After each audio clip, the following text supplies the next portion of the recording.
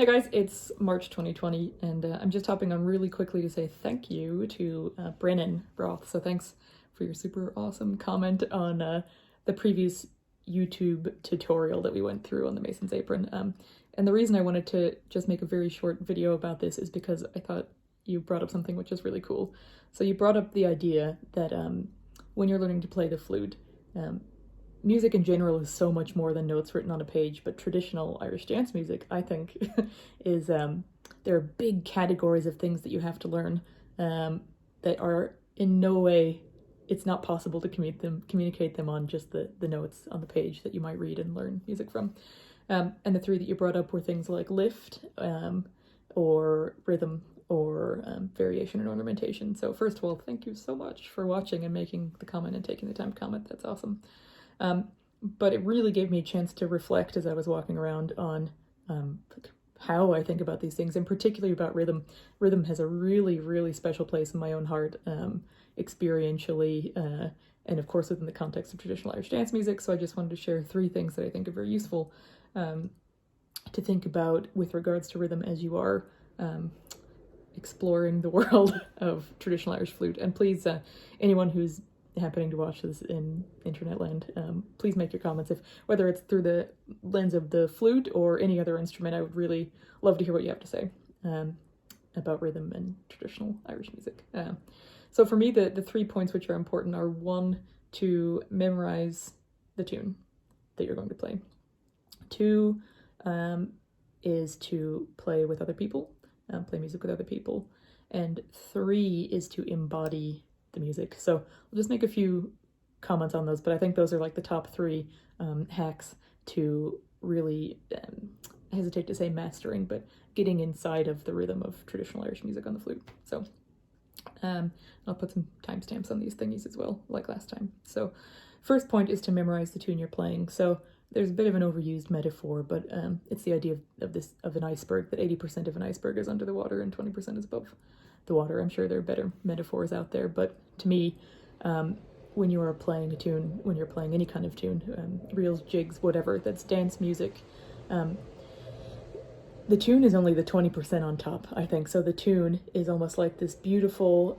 sprinkling 20%. It's like a decoration on top of the god that is rhythm underneath. To me, rhythm is the 80% underneath every single thing that you play. And so I think it's really helpful. This is why it's maybe crucial in Irish dancing music to actually memorize what you're going to play. So anyone who's been around to sessions knows that, like, most of the time you're not going to be playing looking at music, either ABC notation or staff notation.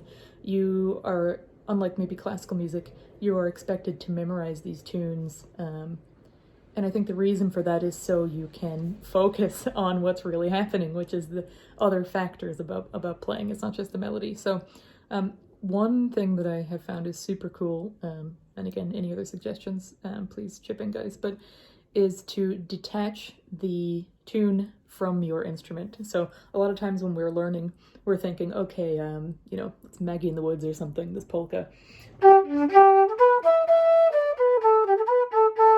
You might be conceptualizing that in your head as like, okay, 3, 6, 3, 2, 1, 6, 6, very much linking the learning of this tune to the actual instrument. And what I would suggest is start taking tunes off the instrument in your mind and bring them just into your head. And in this music teaching course I was taking the past couple of years at the Leinster School of Music and Drama, they called this, it's kind of like an ideation of music. So very simply, it's, can you sing this tune? Can you lilt it? Can you walk around your neighborhood and it's in you? Can you take a shower and the tune's in your mind? You need to be able to take any tune, strip it off your instrument, and be able to bring it inside of your heart or inside of your mind. So if you can do that, the great thing about that hack is that you are not consciously thinking about the tune, which is awesome. You effectively want to get to a point where you turn your brain off, which is what makes this so fun. That's what makes this like a spiritual experience, man, is that your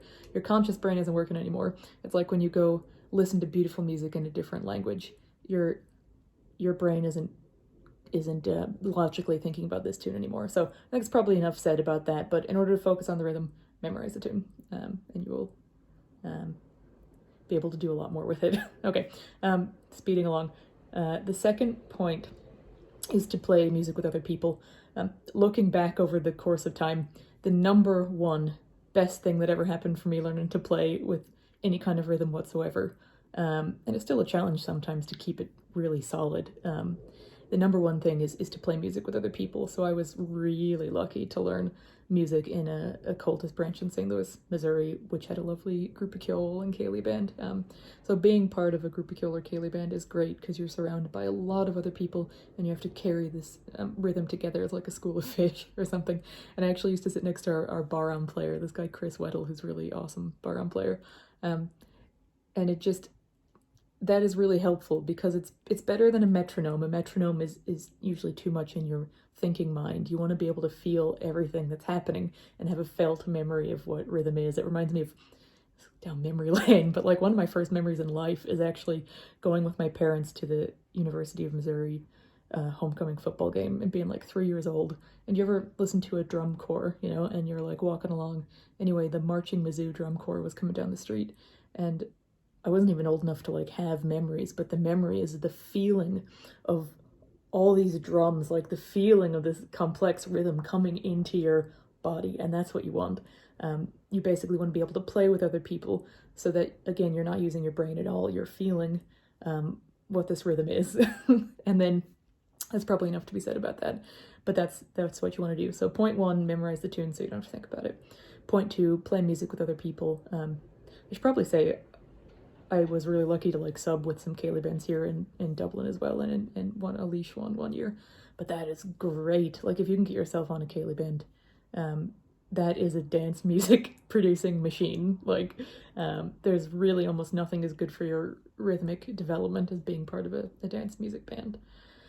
And then the final thing, and I might go off the deep end into like woo-woo land here as well, but it's to embody the music, it's to be the music. You know, I remember hearing some joke on like a movie one time and the guy's playing golf and they're like, be the golf ball, John. But like, that's what you want to do. You want to be this tune. You don't want to think about it. You want to be it. So the best tip that maybe that sounds pretentious, but that's what you're aiming for anyway. You want to lose yourself in the music. There's a reason these phrases exist and are so trite because they're true. So one really helpful thing for me is, although I was never like a very special Irish dancer, I was lucky enough to learn Irish dancing for probably about 15 years. And I was more of a hard shoe person than a soft shoe person. So that is awesome for developing your rhythm. Learning how to do Irish dancing, for example, is great because it is the dancing that is typically done to this type of music. But it doesn't just have to be Irish dancing. One of the best videos ever, and most approachable videos that I saw is, I'll link it in the comments, but it's a music called like How to Learn Club Dancing. That's great. The woman who does that is a professional dancer and she has so many good quotable quotes, but the main thing is that rhythm, you don't really hear it, and that's what to me makes it almost sacred, is you only feel it. You don't hear rhythm. You know, the tune is like the decoration on top of the god of rhythm. So yes, learn how to dance, whatever kind of dance you want to do, and it just takes it again out of your head and it puts the experience of playing this music into your body. So those are the three tips. Memorize the tune, play music with other people, especially a dance band if you can do that, and then learn how to dance and feel the music and get out of your head and embody the music. So what I will do finally is I will put 2 links, and there are so many people who have really excellent rhythm, but I'll put 2 or 3 links as well in the comment section of this, and I'll stick it up on my Facebook music page. So I have a Facebook music page.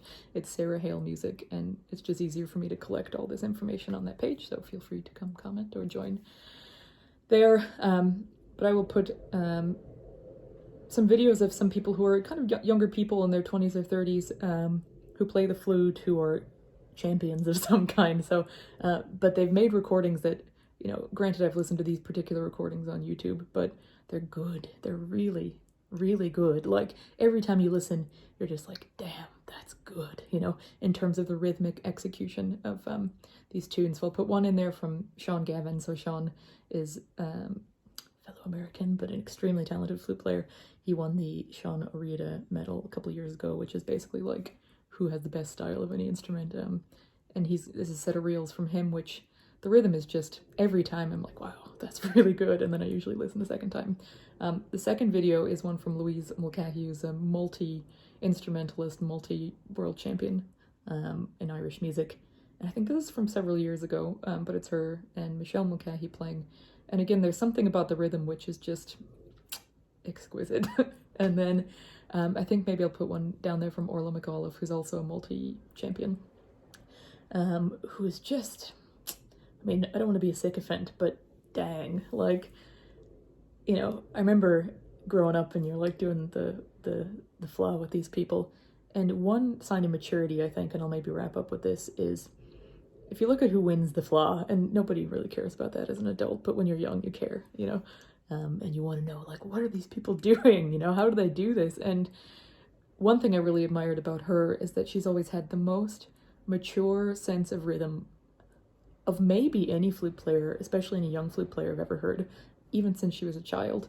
And even more than doing a fancy tune, doing a lot of ornamentation, doing a lot of variation, the secret that nobody really talks about is that it really comes down to rhythm. Like, and the people who win, again, you care about that when you're, you know, when you're up to your 20s or something, but the people who like have the ability to make this magic happen are the ones who have that kind of really developed, really embodied, really confident sense of rhythm that can come out through this thing. So anyway, I'll wrap it up with that, but thank you so much, Brennan, for watching and commenting. Thank you everyone for watching and commenting and helping me indulge in my main hobby, which is the flute. So, okay, have a great week. Bye.